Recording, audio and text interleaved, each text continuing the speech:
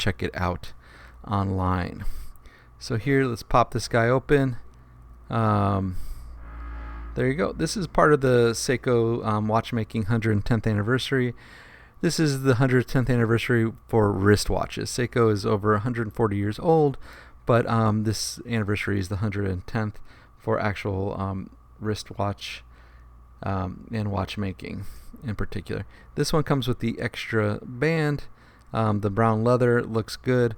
I'll pop it out of the plastic as we go on with the video so you can take a better look at it. So again, this is the Seiko 5 Sports Watchmaking 110th Limited Edition, and it's again to mark the 110 years of watchmaking excellence. And this particular model is a limited edition of 6,000, and this model is basically a vintage field watch or aviator style. There you can see the movement on the guy there with the display case back, and it's kind of nice to have this field watch. You got both the metal and the leather, so whichever way you prefer, you could check out that strap. Real handsome looking strap. It just looks good together, you know, real clear, legible dial there, and it just really evokes kind of that old-fashioned field watch style. And there you can see the thickness of the case, and here we're taking a closer look at the dial. You know, they highlight it. You know, most of the 110th anniversary is kind of like a white dial with the blue hands and everything. So here they made it a little more of a cream to kind of evoke more of the field watch style, and being a field watch, really legible, easy to read, and it's got a little bit of aviator inspiration with the case styling and everything like that. Here you do got the same kind of cobalt or bright blue, you know, I won't say too bright, but almost like a metallic blue hands there, but the hands also have the lume on it, so you can still see it. We'll take a look at it in the dark shortly. And then so you've got the old, you know, the cursive style font for the automatic, you know, paying tribute to that again. And then, you know, you've got the red military time there too, that you can see besides the normal, you know, dial on that. And it's kind of a brushed finish there when you're looking at the watch. It's not shiny. Again, the band itself is mostly brushed. There's a little bit of more of a high polish on some of the links, but it's pretty much matte altogether.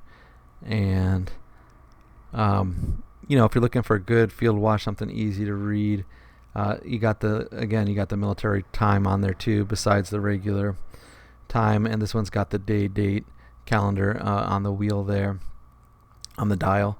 And this dial that I call cream, they call it ivory, and then you got the blue and red accents. So ivory, you know, it's got a little more yellow than a normal white or something like that. So I'm trying to show it to you in different lights, different angles, so you can really get the idea of it. Again, most of the other ones from the 110th anniversary are more white. This one definitely is different with the ivory color, but it gives you more of that vintage feel. I think if it was white, it wouldn't feel as vintage on it. And again, you saw the case earlier. It's screw down, see-through case back, and on the clasp we were looking at, it's a trifold push button release clasp. And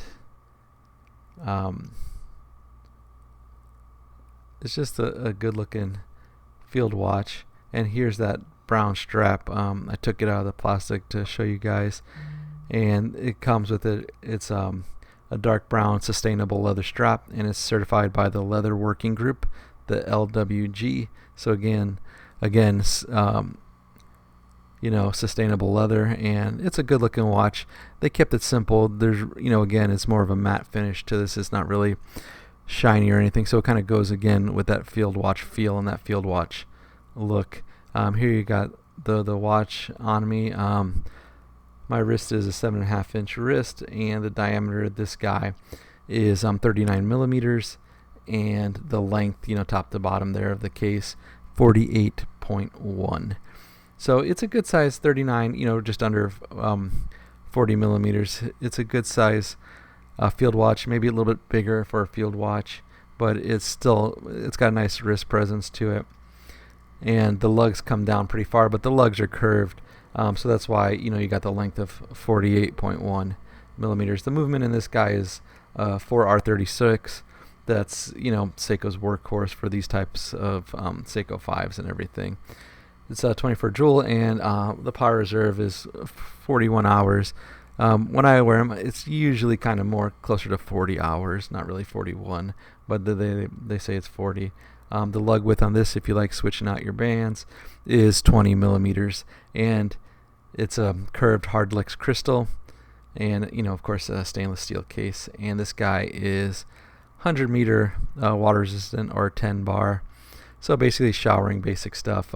It's not a dive watch. Don't wear it as a dive watch or anything like that. Here you got the lume of it. It's kind of unique looking with the little dots all on it as the markers, and you can see how much the hands do glow pretty nicely as well. So I'd like to take the time to thank you for checking out this video, and if you have any questions or anything, let us know at DePaulas.com, or check out our website, and we feature a lot of cool Seiko watches and Oris watches and Luminox as well. So thank you for watching the video. Appreciate it, and I hope you all have a good one, and till the next time, y'all. Bye.